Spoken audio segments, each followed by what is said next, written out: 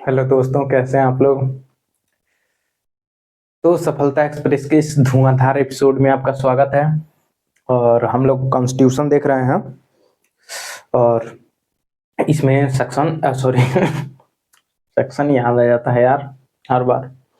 इसमें आर्टिकल 51 तक हम लोग देख चुके हैं। आज हम लोग देखेंगे फंडामेंटल ड्यूटीज देखेंगे, ठीक है। और उसके बाद से पार्ट 5 देखेंगे, यूनियन से रिलेटेड जो है, ठीक है। तो चलिए स्टार्ट करते हैं बिना समय गंवाए। तो हम लोग फंडामेंटल ड्यूटी देखने जा रहे हैं। इसे पार्ट 4A बोलते हैं, ठीक है। मतलब पार्ट 4A में है ये फंडामेंटल ड्यूटी। और इसे स्वर्ण सिंह समिति, मतलब स्वर्ण सिंह कमेटी के द्वारा रिकमेंडेशन पे इसे कॉन्स्टिट्यूशन में संशोधन के द्वारा लाया गया था। कौन सा संशोधन हुआ? 42वां 42nd कॉन्स्टिट्यूशनल अमेंडमेंट एक्ट 1976, ठीक है। किसने लाया? तो इंदिरा गांधी गवर्नमेंट ने। जैसा कि आप लोगों को पता है कि इंदिरा गांधी गवर्नमेंट में ज्यादातर बदलाव हुए थे, ठीक है। तो जितने आपको 1900 लगभग 76 तक 78 तक 76 तक मान के चलिए, जो भी बदलाव हुए थे, मतलब इंदिरा गांधी की जो टाइम पीरियड है, उस समय जब आप देखेंगे तो उस समय के दौरान जितने भी बदलाव हुए सब इंदिरा गांधी ने किए थे। तो इंदिरा गांधी का कार्यकाल बहुत इंपॉर्टेंट है। उस समय सबसे ज्यादा बदलाव हुए थे। तो 42nd constitutional amendment act sorry 42nd constitutional amendment act से फंडामेंटल ड्यूटी को जोड़ा गया स्वर्ण सिंह कमेटी के रिकमेंडेशन पे। तो स्वर्ण सिंह कमेटी मतलब स्वर्ण सिंह थे कौन? तो हम बताए थे कि स्वर्ण सिंह जो है इंदिरा गांधी के सलाहकार भी थे, ठीक है। ये देखिए, फॉरेन मिनिस्टर भी रह चुके हैं और रक्षा मंत्री भी रह चुके हैं, ठीक है।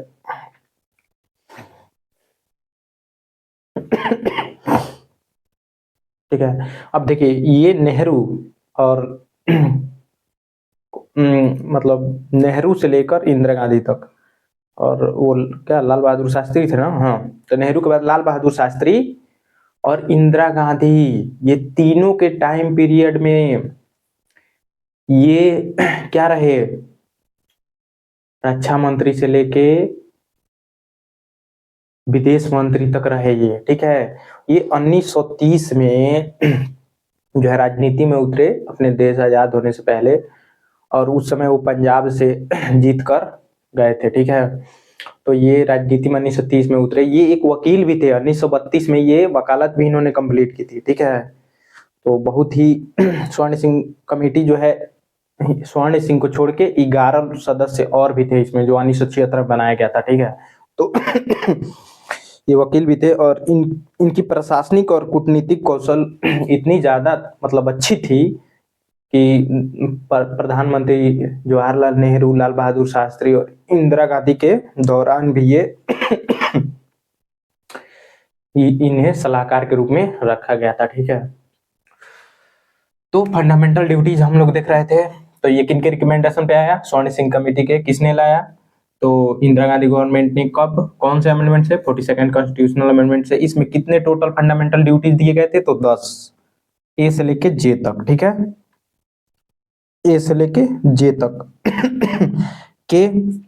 तो ये मोहिनी जैन बनाम कर्नाटक राज्य, मोहिनी जैन वर्सेस कर्नाटक राज्य, जो 1992 का केस आया, उसमें सुप्रीम कोर्ट ने बोल दिया कि right to education fundamental right है, ठीक है।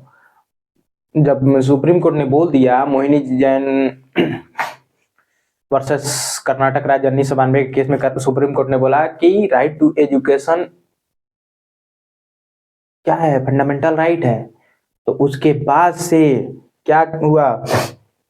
86वां, ठीक है ना, 86 कॉन्स्टिट्यूशनल अमेंडमेंट एक्ट से 86 constitutional amendment act 2002, 86 constitutional amendment act 2002 किया गया, जिसमें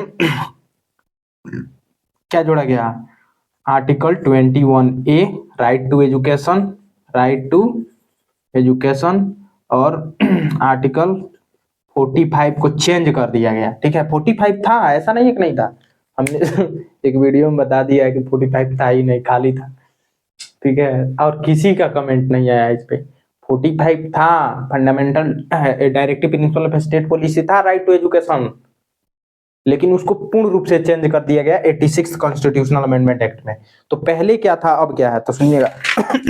पहले था state shall endeavour right to education, लिखा हुआ था, देखिए, provision for early childhood care and education to child below the age of 6 year, मतलब जो अभी है। तो पहले क्या था, state shall endeavour to provide within a period of 10 years from the commencement of this constitution for the free and compulsory education for all children until they completed the age of 14 years, ठीक है। मतलब पहले था 45 में right to education दिया गया था, उसमें लिखा गया था कि कॉन्स्टिट्यूशन का कमेंसमेंट होने के बाद 10 साल तक फ्री एजुकेशन गवर्नमेंट प्रोवाइड करेगी, ठीक है, और कब तक, 14 साल तक के बच्चों को, या 14 साल से नीचे जितने भी बच्चे हैं, या 14 साल तक फ्री एजुकेशन प्रोवाइड कराएगी गवर्नमेंट। कब तक, 10 सालों तक, कॉन्स्टिट्यूशन लागू होने के 10 साल बाद तक, ठीक है। लेकिन ये क्या था, डायरेक्टिव प्रिंसिपल पे स्टेट पॉलिसी था, कोई राज्य लागू भी कर सकता था, नहीं भी लागू कर सकता था, ठीक है।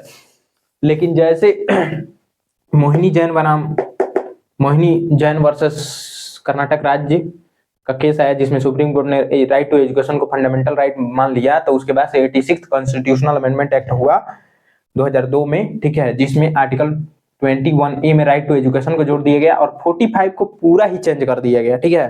और 45 को चेंज करके क्या कर दिया गया, चलिए पढ़ के बता देते हैं एक बार। हाँ, तो 45 में अब हो गया provision for early childhood care and education to children below the age of 6 years, अब 6 साल से नीचे कर दिया गया, ठीक है ना। पहले तो 14 years तक था, 6 साल तक कर दिया। सुनिए, the state shall endeavour to provide early childhood care and education for all children until they completed the age of 6 years, ठीक है। तो 6 years कर दिया गया, पहले 14 years था, until एज ऑफ 14 years, ठीक है। तो सुनिए, तो इंपोर्टेंट है, पहले 14 वर्ष था, अब 6 years कर दिया गया है। तो अब देखिए, और क्या जोड़ा गया, तो देखिए 45 में पूरा चेंज कर दिया गया, 14 years पहले था, 14 years, लेकिन इसको हटा के क्या 6 years कर दिया गया, ठीक। और ये जोड़ा गया 51A में के को जोड़ा गया, ठीक है, 51A में के को जोड़ा गया, ठीक है। और इसमें ये बोला गया, देखिए, हु इज अ पेरेंट और guardian to provide opportunity for education to his child और as the case may be ward between the age of 6 and 14 years, ठीक है ना। 6 से लेके 14 साल के बच्चों के लिए वो एजुकेशन प्रोवाइड कराएंगे, कौन, गार्जियन और पेरेंट्स, ठीक है। तो चलिए देख लेते हैं फंडामेंटल ड्यूटीज। तो ये सब जान गए हम लोग। अब देखिए ए में क्या है, आइडियल इंस्टीट्यूशन, नेशनल फ्लैग और नेशनल एंथेम को हमें क्या करना है, रेस्पेक्ट करना है। क्या करना है, रेस्पेक्ट करना है, उनका अवहेलना नहीं करना है, अवॉइड करना है, अवॉइड मतलब उनका आदर करना है, ठीक है। समझ में आ रहा है ना। तो इनका आदर करना है। बी नंबर में कह रहा है कि नोबल जो आइडियल्स हैं which inspired our national struggle for freedom, जो भी हमारे आइडियल्स हैं जैसे सुभाष चंद्र बोस, महात्मा गांधी, जो लोग भी, जवाहरलाल नेहरू, तो उनको क्या करना है, उनको चेरिश करना है, मतलब उनको फॉलो करना है, उनका अनादर नहीं करना है, ठीक है। तो बी में है, ठीक है। तो ए में देख लीजिए,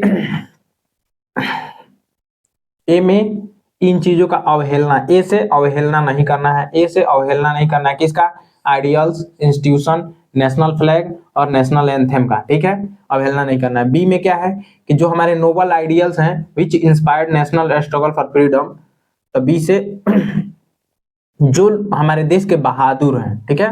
देखिए ए में अवहेलना नहीं करना है किसका, आइडियल्स, नेशनल जो इंस्टीट्यूशन थे, जैसे कॉन्स्टिट्यूशनल इंस्टीट्यूशन जो बनाया गया था, जैसे उसको उसमें जैसे बी आर अम्बेडकर उसके जो भी थे, तो उसमें जो लोग भी थे कॉन्स्टिट्यूशन बनाने में, उनका पालन करना है, उनको मतलब वो जो हमारे आइडियल्स हैं उनकी अवहेलना नहीं करना है, ठीक है ना। और नेशनल फ्लैग और नेशनल एंथम का क्या करना है, रेस्पेक्ट करना है, ठीक है। तो ए से अवहेलना नहीं करना है इन चारों चीज का, बी से जो हमारे देश के बहादुर थे उन लोगों को क्या करना है, रेस्पेक्ट करना है, ठीक है। बहादुर मतलब जो स्ट्रगल में फ्रीडम फाइटर जो थे, तो उनका क्या करना है, जो हमारे देश के बहादुर थे उनका रेस्पेक्ट करना है, ठीक है। सी मतलब ये तीसरा जो है सी, इसमें तीन चीजें हैं, तीसरा में तीन चीजें हैं, सोवरेनिटी, यूनिटी एंड इंटीग्रिटी, ठीक है। क्या है, सोवरेनिटी, यूनिटी एंड इंटीग्रिटी। तो क्या करना है, इनको प्रोटेक्ट करना है, अपहेल्ड मतलब बचा के रखना है, ठीक है। Uphold and protect the sovereignty, unity and integrity, ठीक है। तो देखिए ए में क्या है, अवहेलना नहीं करना है इन चार चीजों का। बी में क्या है, जो हमारे देश के बहादुर थे, बी से बहादुर, जो लोग बहादुर थे हमारे देश के, जो फ्रीडम फाइटर थे, उनका रेस्पेक्ट करना है। सी में क्या है, सी में तीन चीजें हैं, मतलब तीन में तीन चीजें, sovereignty, unity and integrity. D से डिफेंड करना है किसको, हमारे कंट्री को, जब call upon two do so, ठीक है। जब ऐसा करने के लिए, जैसे मान लो कि देश पे किसी देश का आक्रमण हो गया और उसमें बहुत ज्यादा मतलब फोर्स की जरूरत है, आर्मी की जरूरत है, जो भी है ना, तो अगर आवाहन किया जाए तो आपको जाना पड़ेगा, ठीक है ना। तो वही कह रहा है, तो डी से डिफेंड आवर कंट्री, डी से डिफेंड, ठीक है ना। ई में क्या है, तो ये 5 नंबर पे आता है। तब 5 में हाथ नहीं उठाना है, डिग्निटी ऑफ वुमेन, किस पे हाथ नहीं उठाना है, वुमेन पे। 5 में हाथ नहीं उठाना है, 5 में हाथ नहीं उठाना है, ठीक है। एफ से, तो एफ से क्या कुछ बना लीजिए, है ना। तो देखिए, फ्लोरिश करना है, rich heritage of our composite culture, ठीक है ना। फ्लोरिश, फ्लोरिश समझ रहे ना अरे जो फैलाना है, हमारे देश का जो रिच हेरिटेज है उसको बचा के रखना है, प्रोटेक्ट करना है। सुनिए एफ में, to value and preserve, preserve मतलब बचा कर रखना है, to value and preserve the rich heritage of our composite culture, ठीक है ना। तो एफ से फ्लोरिश करना है हमारे कंपोजिट कल्चर को, एफ से फ्लोरिश करना है हमारे कंपोजिट कल्चर को, है रिच हेरिटेज और आवर कंपोजिट कल्चर को, है ना। जी से दिल, गार्डन, गार्डन हो गया, तो गार्डन मतलब फॉरेस्ट, लेक, रिवर और वाइल्ड लाइफ को क्या करना है, प्रोटेक्ट करना है। देखिए जी से गार्डन को प्रोटेक्ट करना है, जी से गार्डन, दिल गार्डन, गार्डन हो गया, तो गार्डन कैसे होता है, तो forest, lake, river, wildlife ये रहेगा तभी तो दिल गार्डन गार्डन होगा। एच से ह्यूमनिज्म, ह्यूमनिज्म को प्रोटेक्ट करना है, एच में ह्यूमनिज्म। सुनिए, to develop the scientific temper, humanism and spirit of inquiry and reform. H में क्या है, ह्यूमनिज्म। देखिए, to develop the scientific temper, है ना, वैज्ञानिक दृष्टिकोण को डेवलप करना है, humanism and spirit of inquiry and reform, ठीक है ना। एच से ह्यूमनिज्म, ठीक। आई में क्या है, आई में इग्नोर नहीं करना है ना, अरे कुछ भी जोड़ लीजिए, safeguard the public property and abjure violence. तो आई में क्या लिख सकते हैं, इंटरफेयर, आई से इंटरफेयर, अरे ऐसे ही मतलब बनाने के लिए, आई से इंटरफेयर नहीं करना है पब्लिक प्रॉपर्टी में, ठीक है ना, और वायलेंस से बच के रहना है, ठीक है ना, वायलेंस नहीं करना है। तो आई से इंटरफेयर नहीं करना है, आई से इंटरफेयर नहीं करना है, वायलेंस नहीं करना है, पब्लिक प्रॉपर्टी को प्रोटेक्ट करना है, ठीक है ना। सेफ गार्ड दी पब्लिक प्रॉपर्टी मतलब पब्लिक प्रॉपर्टी को क्या करना है, बचाना है। जे में अपने मन से याद कर लीजिएगा ना ठीक, जे में कोई ट्रिक नहीं लग रहा है तो strive toward the excellence in all, अगर जे से कोई ट्रिक बना पाए तो बता दीजिएगा, ठीक है ना। के में तो बता ही दिए कि लास्ट में जोड़ा गया तो याद ही रहेगा, है ना, लास्ट में जोड़ा गया तो देखिए, ए से अवहेलना नहीं करना है चार चीजों का, बी से बहादुर जो हमारे देश के थे, फ्रीडम फाइटर, फ्रीडम फाइटर ही तो बहादुर थे भाई, जो लोग डरपोक थे वो, मतलब अरे डरपोक नहीं कह सकते हैं, मतलब जो फ्रीडम फाइटर थे, मतलब अरे मतलब विवाद रहता है ना कि एक विशेष प्रकार का एक संगठन है अपने देश में जो उस समय अंग्रेजों का साथ दे रहा था, इस समय बहुत वाहवाही लूट रहा है? तो उसी को हम डरपोक बोले एक विशेष प्रकार का संगठन तथाकथित। अब सुनिए तो बी से हमारे देश के जो बहादुर थे, बी से बहादुर, उनका रेस्पेक्ट करना है। सी मतलब तीन, तीन में तीन चीजें, सोवरेनिटी, यूनिटी एंड इंटीग्रिटी को प्रोटेक्ट करना है। डी में डिफेंड करना है, defend the country if call upon two do so, ऐसा अगर करने के लिए बुलाया जाता है तो आपको जाना पड़ेगा। ई में क्या है, पांच, पांच में हाथ, पांच में हाथ, पांच में हाथ नहीं उठाना है वुमेन पर, मतलब डिग्निटी ऑफ वुमेन का ख्याल रखना है। एफ में फ्लोरिश करना है, heritage of our composite culture को। जी से दिल, गार्डन, गार्डन, जी से garden, garden, forest, lake, river and wildlife. H से ह्यूमनिज्म आई से इंटरफेयर नहीं करना है पब्लिक प्रॉपर्टी में और वायलेंस नहीं फैलाना है। जे से आप लोग याद कर लीजिएगा, इसमें क्या है collective in all aspire towards, strive towards individual and collective, नहीं मतलब सभी लोग मिलकर आगे बढ़ेंगे, है ना, ऐसा ही कुछ होगा भाई। के में तो जान ही गया कि एजुकेशन से रिलेटेड बात 86 कॉन्स्टिट्यूशनल अमेंडमेंट एक्ट से 2002 में जोड़ा गया, किसके किसके रिकमेंडेशन पे, ये भी किसी का रिकमेंडेशन ही था ना। अरे रिकमेंडेशन का सुप्रीम कोर्ट का, वो उसमें फंडामेंटल राइट मान लिया गया था ना, मोहिनी जैन बनाम मोहिनी जैन वर्सेस कर्नाटक राज्य 1992 के केस में, है ना। तो तो हो गया। अब आ जाइए पार्ट 5 में। यहां तक तो आशा करते हैं कोई दिक्कत नहीं होगा भाई लोग।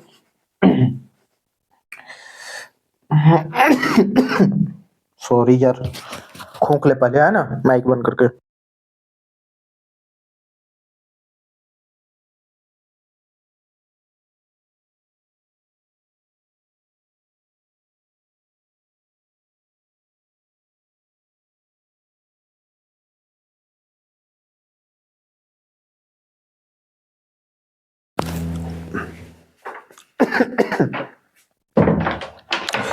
हाँ तो अब हम लोग स्टार्ट करने जा रहे हैं पार्ट 5, यूनियन। क्या है यूनियन?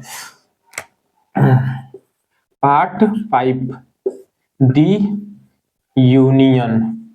अब यूनियन का बात शुरू हो गया तो मान लीजिए कि हम बताए थे बहुत ही अच्छे तरीके से। देखिए क्या कि देश, कोई भी देश बनने के लिए 4 चीजों की जरूरत होती है। पहला क्या है कि क्षेत्र होना चाहिए, मतलब एरिया, मतलब इसको जिसको बोलते हैं टेरिटोरी, है ना। दूसरा हम बताए थे 4 चीजों की जरूरत होती है ना, तो दूसरा बताए थे कि पॉपुलेशन होना चाहिए, माने सिटीजन, पॉपुलेशन मतलब सिटीजन, ठीक, सिटीजन होना चाहिए। हम तीसरा बताए थे क्या होना चाहिए, सॉवरेंटी। चौथा ना सॉवरेंटी था,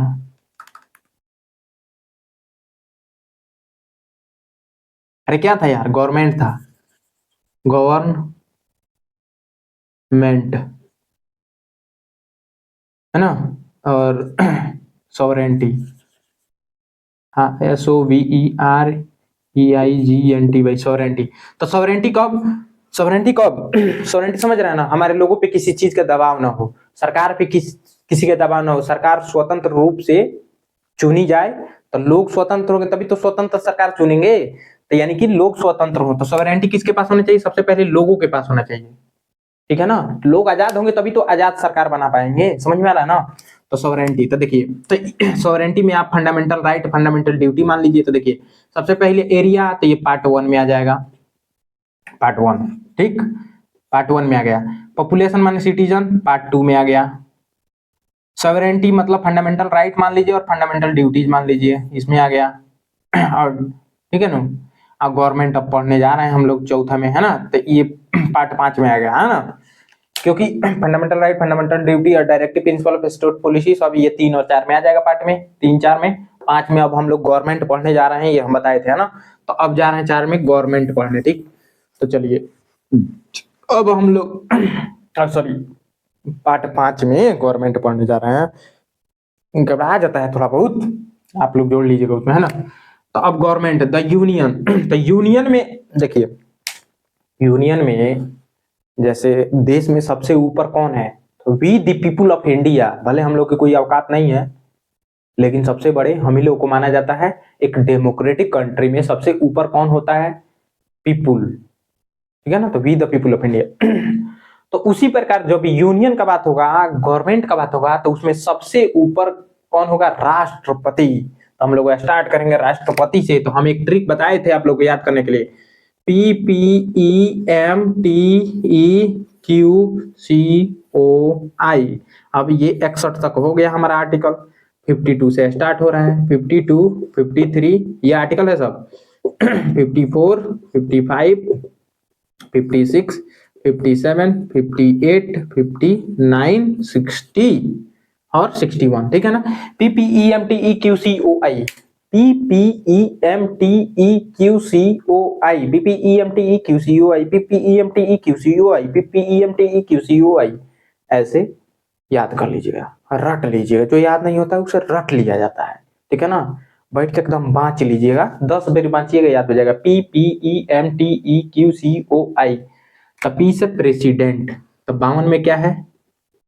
प्रेसिडेंट। और प्रेसिडेंट मतलब समझ ही रहे हैं भाई कि there shall be a president of India, है ना, there shall be a president of India. अब पी से पावर, कौन सी? पावर। अब किसका पावर इसमें है? The executive power of union, है ना, एक्सिक्यूटिव पावर है ना, एक्सिक्यूटिव पावर ऑफ यूनियन। तो पी से पावर, किसका power? The executive power, executive power of union. चूंकि यूनियन का बात हो रहा है तो उसी के पास ना, तो एक्सिक्यूटिव पावर ऑफ यूनियन तो किसके पास होगा? प्रेसिडेंट के पास होगा। ई से इलेक्शन, इलेक्शन, किसका इलेक्शन? तो इलेक्शन ऑफ प्रेसिडेंट। मैनर, किसका मैनर? तो manner of election of president, ठीक है ना। टी से टर्म, तो कौन, किसका टर्म? तो term of office of president, ठीक है। ई से री इलेक्शन, री इलेक्शन, इलेक्शन, री इलेक्शन, किसका री इलेक्शन? तो reelection of the office, reelection of president, है ना। कौन number? Reelection 57। Eligibility of reelection, हाँ ठीक है ना। तो एलिजिबिलिटी, ई से eligibility, eligibility of reelection. E से री इलेक्शन समझ लीजिए, या एलिजिबिलिटी ऑफ री इलेक्शन, है ना। क्यू से क्वालिफिकेशन, किसका क्वालिफिकेशन? तो qualification of office of president, है ना, यही है ना qualification of office of president. भाई गलती नहीं होगा, टेंशन नहीं लीजिए, है ना। Qualification of election of president, है ना। तो qualification, qualification of election of president. C से condition of office of president, condition of office of president, या कंडीशन ऑफ प्रेसिडेंट ऑफिस, ऐसे ओथ, ओ से ओथ, ओथ समझ रहे हैं ना, शपथ, ओथ एंड अफर्मेशन। आई से इम्पीचमेंट, इम्पीचमेंट, इम्पीचमेंट मतलब महाभियोग, देख लीजिए। तो ये पढ़ना है, देखिए PPEMTEQCOI। पी से प्रेसिडेंट, पी से पावर, पावर ऑफ किसका पावर? तो executive power of union. E से इलेक्शन ऑफ प्रेसिडेंट, एम से manner of election of president, T से term of office of president, E से eligibility of reelection, Q से qualification of office of president, qualification of election नहीं, यही ना, qualification for election as a president, है ना। C से condition of president office, या condition of office of president. O से oath and affirmation of president, है ना, ओ से oath and affirmation by president, ठीक है ना। आई से इम्पीचमेंट ऑफ प्रेसिडेंट, आई से इम्पीचमेंट।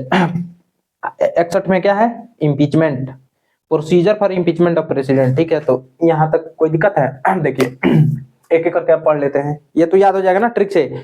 PPEMTEQCOI। और भी बहुत सारा अभी ट्रिक बताएंगे, टेंशन ना लीजिए, अभी सब याद होगा। तो चलिए एक एक करके देख लेते हैं। तब 52 का कहता है there shall be a president of India, बस 52 खत्म, ठीक।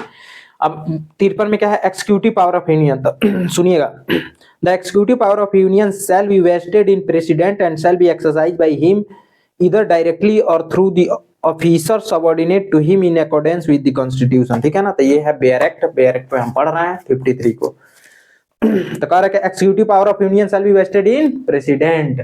तो क्या है? Power of executive power of union, executive power of union shall be vested in president में वेस्ट होगा, मतलब वेस्ट मतलब रहेगा, रहेगा, निर्धारित रहेगा। 2 नंबर का without prejudice to the generality of the foregoing provision, the supreme command of defense force of the union shall be vested in president and exercise thereof shall be regulated by law, ठीक है ना। तो कह रहा है कि supreme command of defence मतलब head of defence है ये। दूसरा कहता है 53 का, 53 का आर्टिकल 53 मतलब आर्टिकल 53 का क्लॉज 2 कहता है कि ये तीनों defence army, navy and air force, तीनों डिफेंस का हेड कौन होगा? प्रेसिडेंट होगा। कॉल आ जाएगा ना तो सब गड़बड़ान जाएगा ना, तो इसीलिए हम लगाते हैं फ्लाइट मोड। ओके चलिए, तो इतना तक में कोई दिक्कत तो नहीं है। अब इसका तीसरा क्या कहता है? Nothing in this article shall be deemed to transfer to president any function conferred by any existing law or government of any state or otherwise authority prevent parliament from conferring them। ठीक है इतना। चलिए तो बस इतना याद रखिए, उसमें power of executive power of union, तो executive power of union shall be vested in president. और दूसरा क्लॉज क्या कहता है कि ये डिफेंस का क्या होगा, हेड होगा। चलिए 54 नंबर देखिए, इलेक्शन ऑफ प्रेसिडेंट, ठीक है ना। 54 है इलेक्शन ऑफ प्रेसिडेंट। तो the president shall be elected by the member of electoral college consisting of, देखिए इलेक्टोरल कॉलेज है ना, consisting of elected member of both house of parliament. Both house मतलब राज्यसभा लोकसभा के इलेक्टेड मेंबर ही उसको elect करेंगे। तो देखिए the elected member of both house of parliament and elected member of legislative assembly of A state, ठीक है ना, elected member of legislative assembly of state, ठीक है ना। तो देखिए लेजिस्लेटिव असेंबली में जो इलेक्टेड मेंबर होंगे, मतलब कहने का मतलब है कि राज्यसभा लोकसभा के इलेक्टेड मेंबर जो नॉमिनेटेड है वो नहीं, इलेक्टेड सिर्फ, नॉमिनेटेड मेंबर सिर्फ उसके इम्पीचमेंट में वोट देते हैं, चुनने में नहीं, नहीं है ना। तो सुनिए और कह रहा है कि elected member of legislative assembly of state, ठीक है। एक्सप्लेनेशन कहता है कि इन this article and in article 55 state includes the national capital territory of Delhi and Puducherry, ठीक है ना। तो elected member of legislative assembly of state में सिर्फ 2 ही स्टेट आएंगे, कौन, मतलब स्टेट में तो सारे स्टेट आ जाएंगे, एमएलए जो भी होंगे सब चुनेंगे, लेकिन इसमें टेरिटरी वाला यूनियन टेरिटरी में सिर्फ 2 ही शामिल होंगे, और वो भी इलेक्टेड मेंबर कौन, दिल्ली और पौंडीचेरी के सदस्य, और बाकी यूनियन टेरिटरी कोई भी सदस्य एमपी या एमएलए कोई भी हो, मतलब एमएलए लेजिस्लेटिव असेंबली का जो भी मेंबर है वो वोट नहीं दे सकता है किसी भी यूनियन टेरिटरी का, सिर्फ 2 ही यूनियन टेरिटरी के इलेक्टेड मेंबर वोट दे सकते हैं, कौन, दिल्ली एंड पुडुचेरी, ठीक है। उसके बाद क्या आएगा, इलेक्शन तो हो गया, उसके बाद मैनर 55 में है manner of election of president, ठीक है। तो उसका मैनर क्या है, इसमें बहुत सारा मैनर है, पढ़ लीजिएगा, है ना। इसमें सिर्फ हम जो इम्पोर्टेंट है उसको बता देते हैं। एक नंबर कहता है कि as far as practicable there shall be uniformity in the scale of representation of different state to the election of president, पढ़ लीजिएगा, है ना। तीसरा कहता है इसका 55 का तीसरा कि the election of president shall be held in accordance with the system of proportional representation by means of single transferable vote and voting at such election shall be secret ballot, ठीक है ना। secret ballot से election होगा और system of proportional representation, ठीक है ना, और सिंगल ट्रांसफरेबल वोट इससे होगा, ठीक है ना, और सेक्रेट बैलेट से। उसके बाद से कहता है 56 क्या है, टर्म। 56 क्या बताया, टर्म मतलब अवधि, कितने समय के लिए रहेंगे। तो कह रहा है कि president shall hold office for a term of 5 years from the date on which the enters upon his office, ठीक है ना, जिस दिन से वो ऑफिस में एंटर करेंगे उस दिन से 5 साल तक रहेंगे, ठीक है ना। Provided that president may by writing under his hand address to the vice president resigns his office, ठीक है। तो इसी में term of office of president के में ही एक का ए नहीं, क्लॉज 1 का ए नंबर कहता है कि अगर उनको रिजाइन देना होगा तो वाइस प्रेसिडेंट को देंगे, ठीक है ना। बी नंबर का प्रेसिडेंट में for violation of constitution be removed from office of impeachment in the manner provided in article 61। और इसी का बी नंबर कहता है कि प्रेसिडेंट सिर्फ एक ही कारण से हटाया जा सकता है, इम्पीचमेंट किया जा सकता है, वो भी है वायलेशन ऑफ कॉन्स्टिट्यूशन, और इसका प्रोसीजर दिया गया है 61 में। तो ये किस में कह रहा है, बी में, किसका, 56 के 1 के बी। सी कह रहा है president shall notwithstanding the expiration of his term continue to hold office until his successor enters upon his office, ठीक है ना। तब तक वो अपने पद पे रहेगा जब तक कि नया प्रेसिडेंट चयन होके आ नहीं जाता है, ठीक है। अब दूसरा कह रहा है any resignation addressed to the vice president under clause A of the proviso of the clause 1 shall forthwith be communicated by him to the speaker of house of people, ठीक है ना। तो जब ये वाइस प्रेसिडेंट को देंगे अपना resignation तो वो स्पीकर से क्या करेंगे, कम्युनिकेट करेंगे वाइस प्रेसिडेंट, ठीक है। अब आ जाइए 57 एलिजिबिलिटी ऑफ री इलेक्शन, ठीक है, 57 में है एलिजिबिलिटी। तो अ पर्सन हु होल्ड्स और who has held office as a president shall subject to the other provision of this constitution be eligible for re election to that office, ठीक है ना। तो री इलेक्शन के लिए भी एलिजिबल है, ठीक है। डॉक्टर राजेंद्र प्रसाद 2 बार बने थे, ठीक है, प्रेसिडेंट। अब सुनिए 58 में क्या है, qualification for election as president.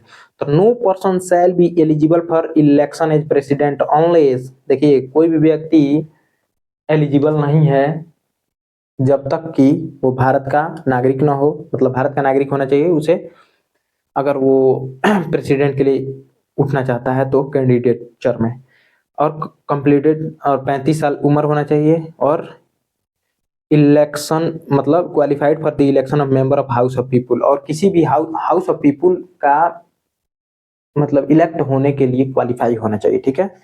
अब दूसरा कह रहा है कि 58 का दूसरा, a person shall not be eligible for election as president if hold any office of profit, अगर कोई ऑफिस ऑफ प्रॉफिट में है तो वो प्रेसिडेंट के इलेक्शन के लिए क्वालिफाई नहीं है। Government of India and government of any state, किसी भी गवर्नमेंट ऑफ इंडिया या गवर्नमेंट ऑफ एनी स्टेट में अगर वो क्या है ऑफिस ऑफ प्रॉफिट होल्ड किए हुए है तो वो नहीं एलिजिबल नहीं है।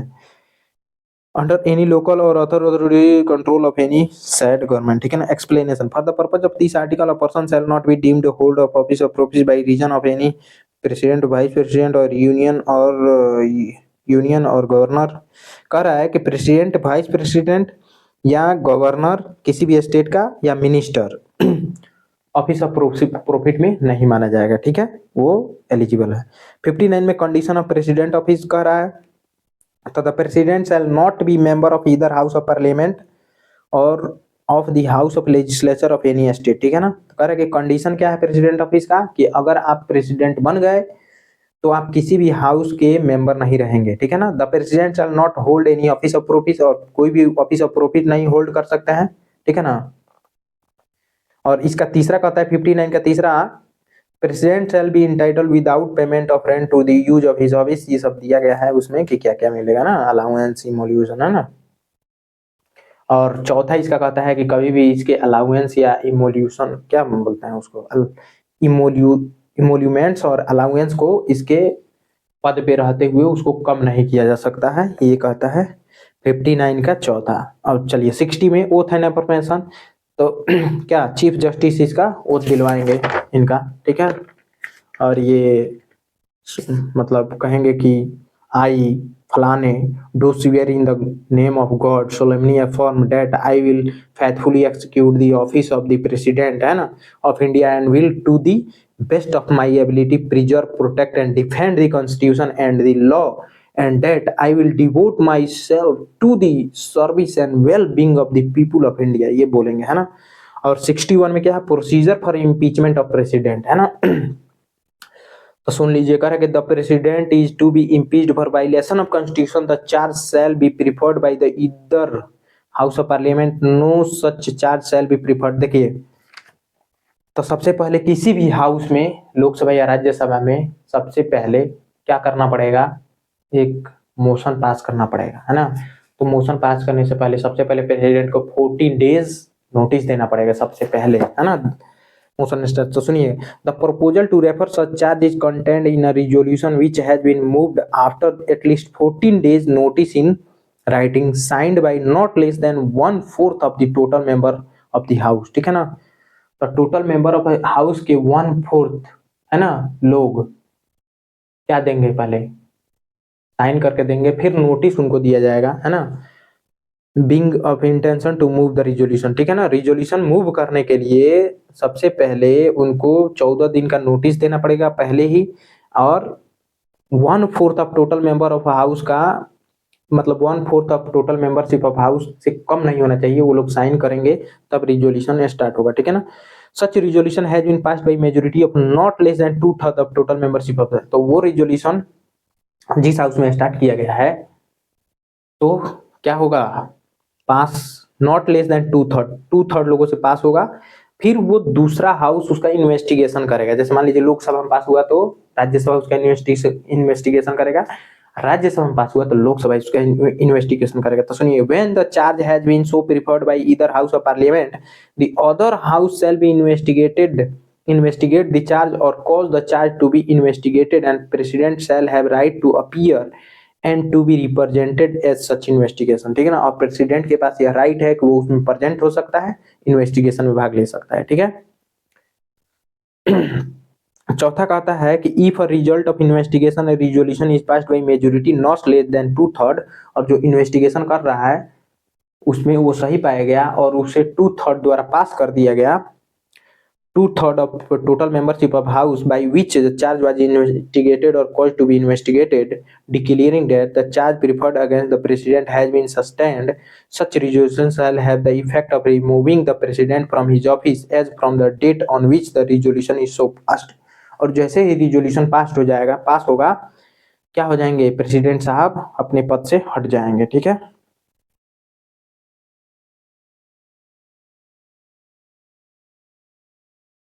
तो अब ध्यान से सुनिएगा। तो अब हम लोग रिजोल्यूशन पास करा दिए, प्रेसिडेंट साहब हट गए। जैसे प्रेसिडेंट साहब हट गए, ध्यान से एकदम चल रहा है ना वीडियो, न तो ध्यान से कहते रह जाएंगे, वीडियो चल ही नहीं रहा होगा। हाँ चल रहा है। ठीक है। एक बार अगर भाई देख लिए वीडियो ना अच्छे से तो याद हो जाएगा। देखिए, PPEMT EQCUI इतना तो याद हो गया। अभी हम लोगों ने रिजोल्यूशन पास किया है, प्रेसिडेंट साहब को हटाया है, तो प्रेसिडेंट साहब जैसे हटेंगे वैकेंसी हो जाएगी। क्या हो जाएगा, वैकेंसी, इनका सीट खाली हो जाएगा। देखिए, इनमें इम्पीच हुआ तो सीट खाली हुआ, तो 62 में आएगा फिल वैकेंसी। जो मान लीजिए इम्पीचमेंट किए तो सीट तो खाली हुआ ना प्रेसिडेंट साहब का, तो 62 में फिल वैकेंसी।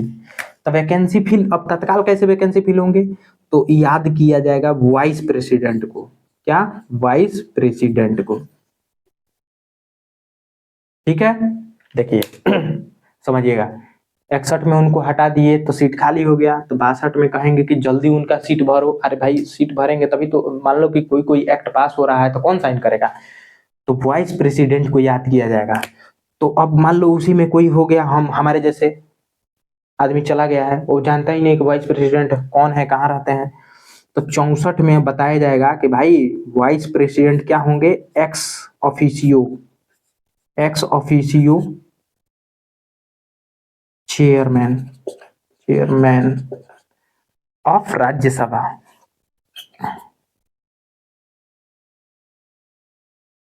ठीक है। तो 64 में बताया जाएगा कि वाइस प्रेसिडेंट क्या होंगे, ex officio chairman of Rajya Sabha होंगे। इतना समझ में आ रहा है। देखिए, 61 में हम लोगों ने हटा दिया था तो सीट खाली हो गया था, तो 62 में उनके वैकेंसी को जल्दी फिल करने के लिए बोला गया, तो हमसे बोला गया कि जल्दी वैकेंसी फिल करो भाई। हम कहेंगे कि भाई वाइस प्रेसिडेंट ही तो वैकेंसी फिल होगा, किसने बोला कि वाइस प्रेसिडेंट, तो 63 में वाइस प्रेसिडेंट आ गए। फिर हम पूछे कि भाई वाइस प्रेसिडेंट होता कौन है, तो आर्टिकल 64 बताता है कि भाई ex officio chairman of Rajya Sabha, Rajya Sabha में बैठे हैं, बुला के लाओ। समझ में आया। 64 में आ जाएंगे vice president to be ex officio chairman of Rajya Sabha, मतलब काउंसिल ऑफ स्टेट है ना, chairman of the council of state. ठीक।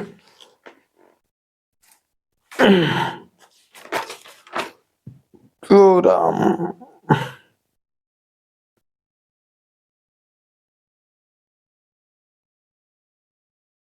कहाँ थे हम लोग,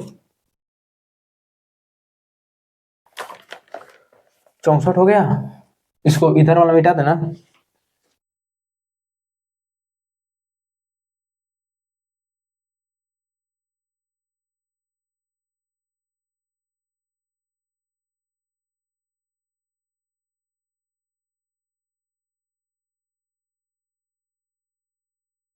तो याद किया गया इनको 64 में।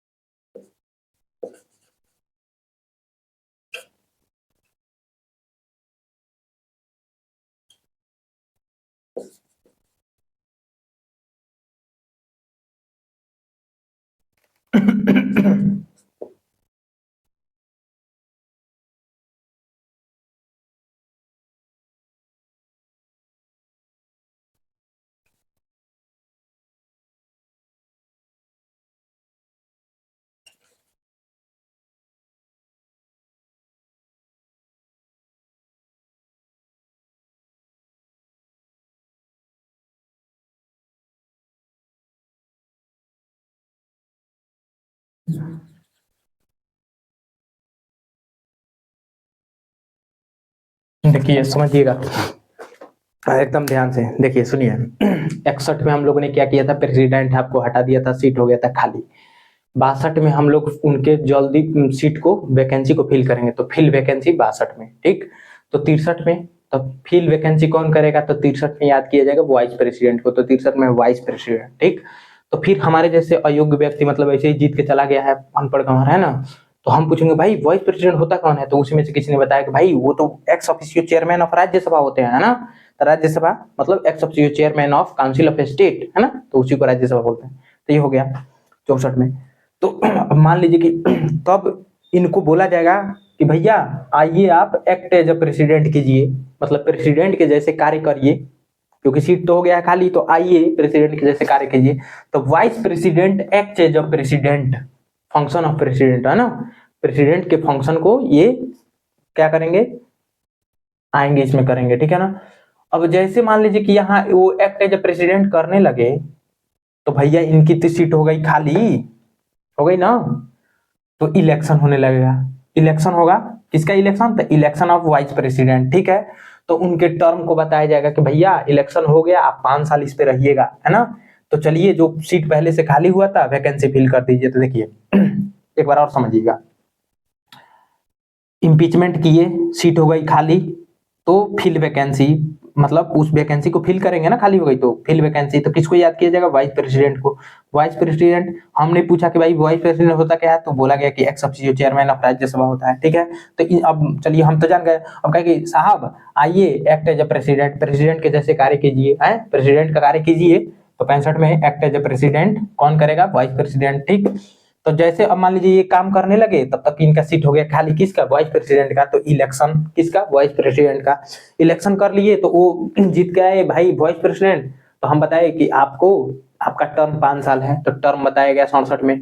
तो 68 में अब उनको टर्म बता दिए, तो जीत के आए हैं, टर्म बता दिए, तो अब कहेंगे आइए आप फिल वैकेंसी कीजिए, किसका, वाइस प्रेसिडेंट का जो खाली हुआ है, तो अब फिल वैकेंसी है ना। तो वो चेयर पर हम कहेंगे कि आइए बैठिए, तो बैठने से पहले ओथ होगा, ठीक है। तो ओथ होगा, तो ये उसके बाद से ओथ हो गया, वो अपना काम करने लगे। लेकिन ये जो प्रेसिडेंट के रूप में बैठाए हैं उनका डिस्चार्ज, तो भैया अब ये पूछने लगे उनको बैठा उठा दिया, हमको तो बताइएगा क्या करेंगे। तो इसमें बताया गया है कि कैसे डिस्चार्ज करेंगे अपने फंक्शन को। तो discharge of function of president, है ना, discharge of function of president एक बार देख लेते हैं क्या है। 71 में, तो 71 में है मैटर्स रिलेटिंग टू और connected with election of president, नहीं अरे कहाँ गया यार, 70 में ना है, डिस्चार्ज ऑफ प्रेसिडेंट फंक्शन और अदर कंटीजेंसी, है ना। डिस्चार्ज ऑफ प्रेसिडेंट फंक्शन और अदर कंटीजेंसी, मतलब अदर अगर दूसरा कोई वैसा दुविधा उत्पन्न हो जाए तो कैसे होगा उसके लिए, है ना। तो इसमें हो गया, है ना। अब मान लीजिए कि ये सब हो रहा था, तब तक डिस्प्यूट हो गया, क्या हो गया, प्रेसिडेंट के और प्रेसिडेंट और वाइस प्रेसिडेंट के इलेक्शन में डिस्प्यूट हो गया कि ना भैया हम उठेंगे तो हम उठेंगे, तो ऐसा होगा तो वैसा होगा, चाहे इलेक्शन में कोई गड़बड़ी हो गया, है ना। तो उस डिस्प्यूट के बारे में कौन सुलझाएगा, सुप्रीम कोर्ट, सुप्रीम कोर्ट सुलझाएगा। तब 72 में power of president, president pardoning power of president, क्षमादान तथास्तु, जाइए आपके सभी दुखों को हम माफ करते हैं, सभी सजाओं को दूर करते हैं, तथास्तु। तो पावर ऑफ प्रेसिडेंट 72 में है। 73 में क्या है, extent, extent of execution of executive power of president, मतलब पावर ऑफ यूनियन, यूनियन के पावर को मतलब एक्सटेंट मतलब बढ़ाने की जो क्षमता है किसके पास है ना। तो ये सब दिया गया है 73 में। तो आज तक रहने देते हैं इतना ही, और कल से हम लोग वाइस प्रेसिडेंट से, देखिए प्रेसिडेंट तो खत्म हो गया, 61 तक हम बता दिए हैं कैसे क्या होगा, है ना। अब हम लोग 62 से थोड़ा सा कल से पढ़ लेंगे यहाँ तक आगे, और खत्म करके 78 तक, उसके बाद से चालू करेंगे पार्लियामेंट। ठीक है। सो आज के लिए इतना ही। Thanks for watching. वीडियो कैसा लगा कमेंट में जरूर बताएं। ट्रिक कैसा लगा PPEMTEQCUI, ठीक है। तो आई में जैसे इम्पीचमेंट होता है तो ये सब है ना बता दिए है ना। कोई दिक्कत होगा कमेंट में बताइएगा। मेरा नंबर है 7369049615, 7369049615। इस पे व्हाट्सएप मैसेज कर सकते हैं। कोई भी दिक्कत होगा हम आपके भाई मतलब आपके भाई मैं उसको दूर करूंगा, ठीक है। So thanks for watching.